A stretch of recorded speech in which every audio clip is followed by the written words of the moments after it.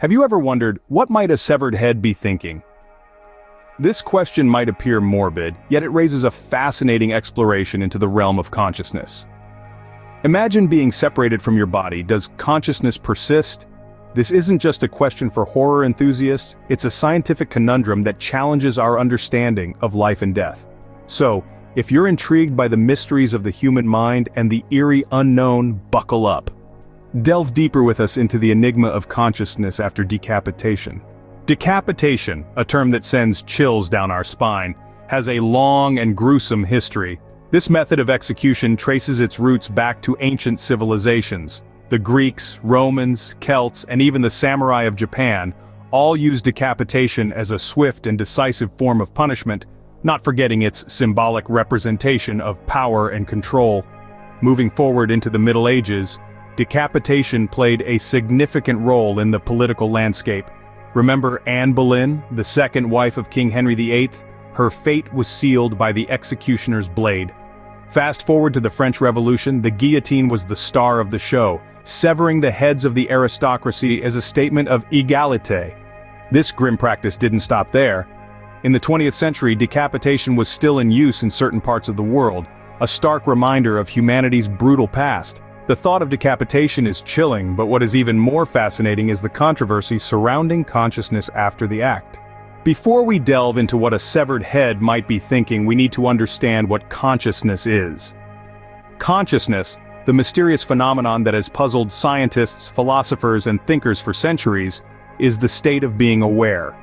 It's the ability to experience sensations, thoughts, and the world around us. It's the very essence of our existence, the silent observer behind our thoughts and actions.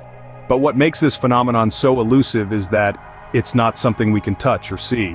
Science has tried to unravel this mystery by focusing on the brain, the command center of our bodies. It's in this complex network of neurons and synapses where consciousness is believed to reside.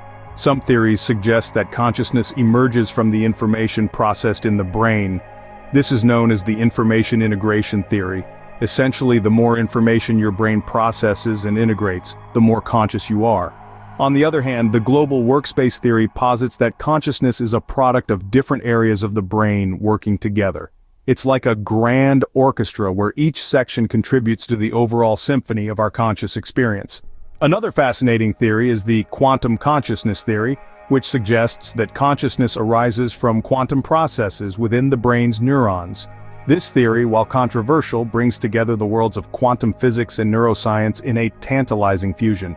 However, it's important to note that these are just theories. The true nature of consciousness remains a mystery. We still don't fully understand how a clump of neurons firing electrical signals can give rise to the rich tapestry of our conscious experience.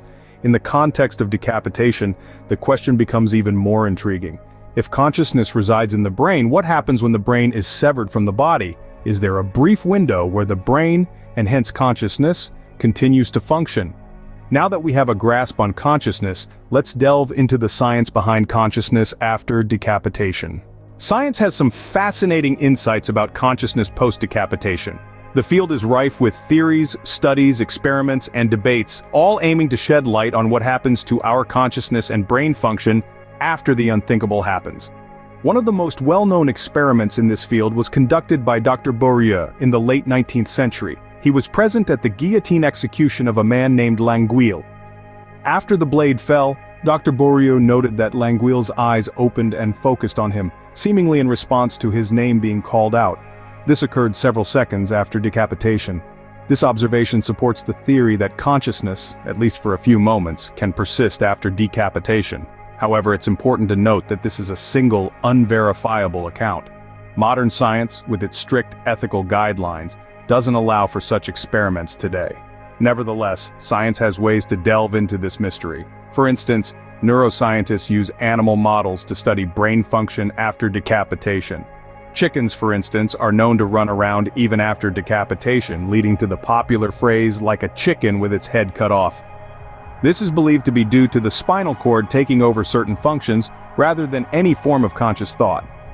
Moreover, scientists have been able to keep pig brains alive outside the body for up to 36 hours. While this doesn't directly translate to consciousness post-decapitation, It indicates that the brain can survive and function without a body, at least for a limited time. Then, we have the concept of cerebral ischemia. This is a condition where the brain is deprived of blood flow and oxygen. It's believed that this state can induce hallucinogenic experiences, similar to near-death experiences. If this holds true, then it's possible that a decapitated head might experience a rush of images and sensations akin to a dream or hallucination. However, it's crucial to remember that all these theories are speculative to a certain extent. The idea of consciousness after decapitation is a complex issue and involves understanding not just the brain, but also consciousness itself, a subject that remains largely mysterious. In conclusion, while it's impossible to know for certain what a severed head might be thinking, science offers some intriguing theories. From the potential for a few additional seconds of consciousness, to possible hallucinogenic experiences brought on by cerebral ischemia, the landscape is as fascinating as it is macabre. So, while we may never know for sure, science continues to explore the boundaries of consciousness and life, constantly pushing the limits of our understanding. These studies give us a glimpse into the possible thoughts and experiences of a severed head. The subject is a chilling reminder of the incredible complexity of the human brain and the profound mysteries that still surround consciousness. With a basic understanding of consciousness and the science behind it, we can now try to answer our initial question. What might a severed head be thinking? Let's begin with the theory of consciousness that suggests it is a product of brain activity. If this is the case, then a severed head might still be conscious for a brief period of time after decapitation.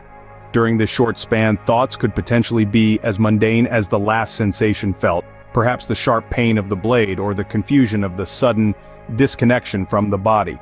Now let's consider the theory of consciousness that equates it to perception. This theory argues that our consciousness is shaped by our senses.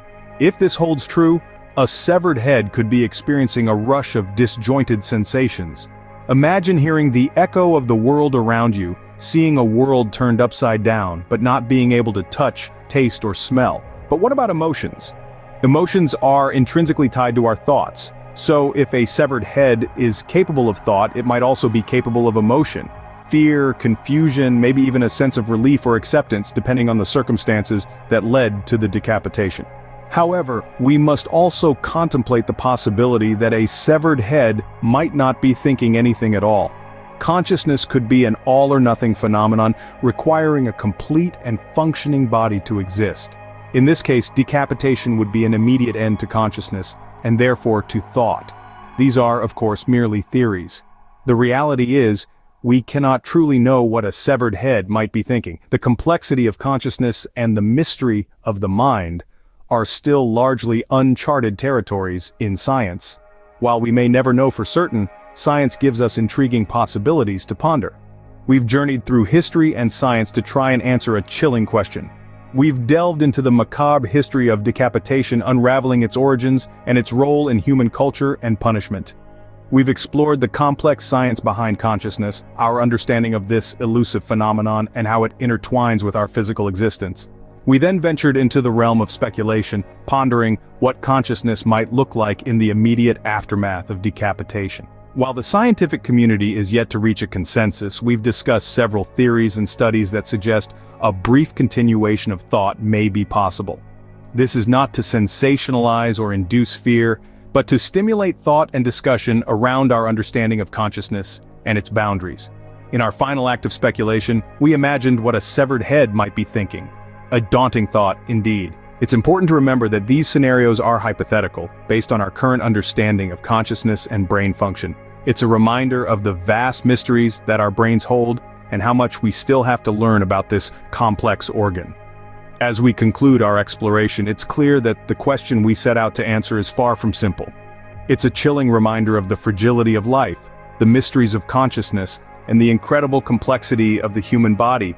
Next time you watch a horror movie or read a thrilling novel, remember, the severed head might be thinking more than you realize.